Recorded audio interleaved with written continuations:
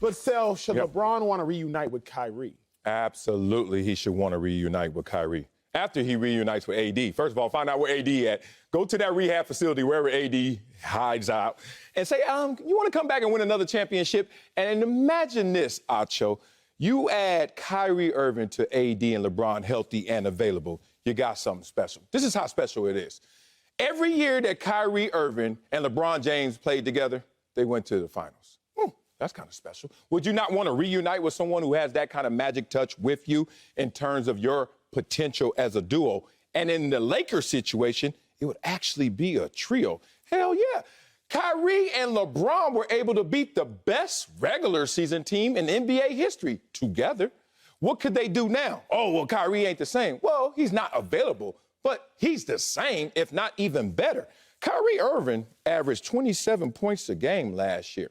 Those are buckets. I'm assuming in this conversation we're going to get to, that means that Russell Westbrook probably is not on this roster. I know they're trying to position him to focus on defense first, but at $47.3 million in player option, I don't think defense is going to come first to Russell Westbrook. But no matter how you make this formula work, Kyrie, LeBron, and AD is special, even in the West, where we know it's going to be murderer's row. LeBron should not at all want to reunite with Kyrie Irving. So, Kyrie Irving ain't the same Kyrie Irving that LeBron knew and loved in Cleveland. The biggest changes in our maturation stage occur at this point. There's one point in everybody's life where there's an exponential change in maturation. You're 13 on the floor at home by yourself, and you're just chilling. You're like, yo, got hair everywhere. No? Not there. Oh, no, okay. When you go to college. Oh, okay. When you go to college, because you no longer have adult supervision.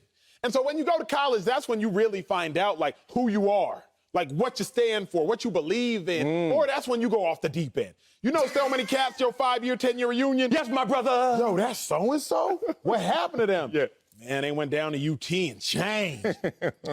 When Kyrie left Cleveland, he went to college. He left his adult supervision.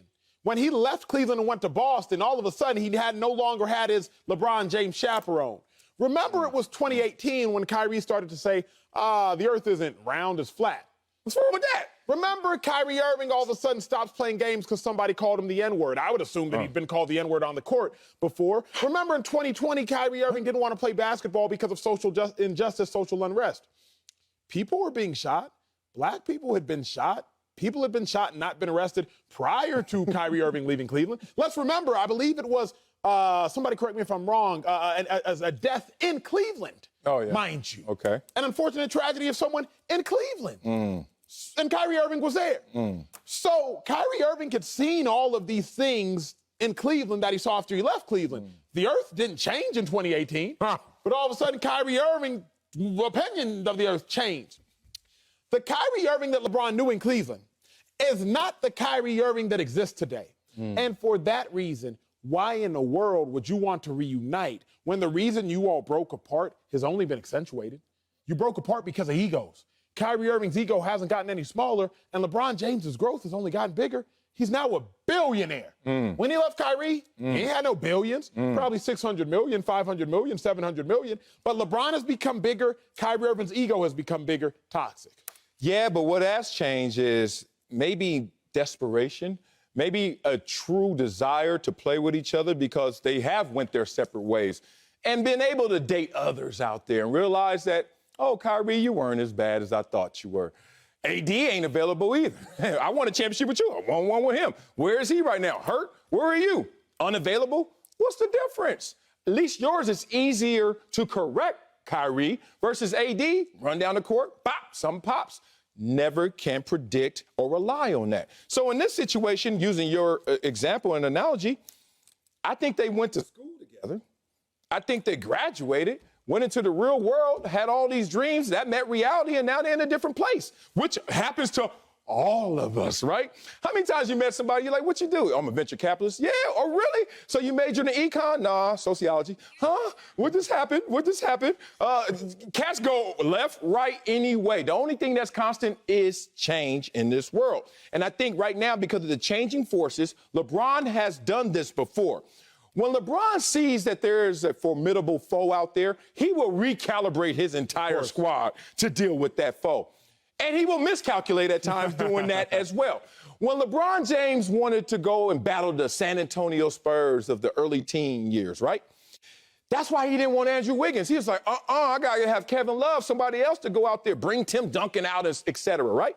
And then what happened? Golden State Warriors showed up out of nowhere, and LeBron was sitting there miscalculating.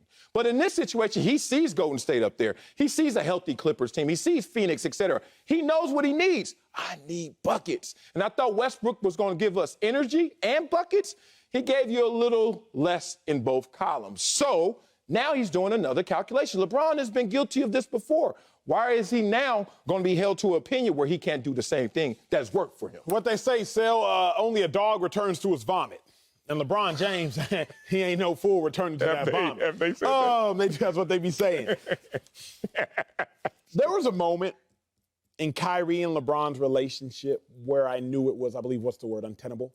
There was a moment in their relationship where I knew this was unsalvageable. So go back to 2018. They no longer play together. Yeah. Kyrie plays for the Celtics. 17, Kyrie plays for the Celtics. LeBron plays for the Cavs, obviously, still. They met on the court. And I'm not a dapologist, someone who studies the art of daps. I believe Marcellus Wiley is, but you'll remember this moment. All right, I see it. In dapology, if you study dap, the science of dapping up, the person who puts his palm on the head, don't be heading me. The person who puts their palm on the back of your head is the father figure. Yeah. And the person who gets his head cuffed by another grown man's palm is getting sunned. If you break down the dapology of that moment, LeBron's son, Kyrie Irving, hey, head, palm. Yeah. Kyrie Irving was like, you thought, head, palm. Bron Brown was like, chill, little biscuit, head, palm. Kyrie Irving was like, you thought, head, palm. I remember vividly watching this moment and watch it one more time, y'all. Kyrie Irving was like, nope, I'm going to try to get you. And LeBron was like, nah, son, you still the son. That was the moment that reminded me, these two don't belong together, bro. You know how hard Kyrie got? That did it. So you know this. No, I'm listening. You know how hard Kyrie got to reach in his 6'2", 6'3" frame? But he was like, no, in this moment, LeBron, you're not sunning me anymore. I don't play for your team. I don't live in your house. Stop telling me what to do. I like that. I like that. You know how hard it is for Kyrie to reach up, what is that, 7, 8 more inches to go grab him? Okay? You know how hard it is emotionally for LeBron to say, okay, I'm going to have to try and sun you in this moment, even though you and I did some of the things together that people are going to give me props for. That's an intentional effort as well, to sun somebody like that. But I don't even know if it's sunning. There's one way to look at that. When it's obvious a difference and disparity in accomplishment and greatness, like when Kyrie Irving is not an all-NBA player, is not a champion, yeah, you walking up to him like, come on, little man. But this is not that situation. This is a situation where they walked up to each other and they just said, look, out of mutual respect, LeBron wants to say, I'm the big dog. Correct. And Kyrie's like, well, I'm not a little dog. Doesn't mean you ain't a big dog, just mean I ain't a little dog. And that's what they need. I think they finally realized, because the one complaint about AD is, where's your dog? So now they're looking at Kyrie and LeBron walk by each other right now in the streets of LA. I bet you ain't no sunning going on now. It's going to be like this. Hey, how you doing? You available this offseason? Oh, let's work out together. Let's figure this out. Because AD's not only unavailable, like you, but you're unavailable for different reasons. But one thing I do know is a dog in you.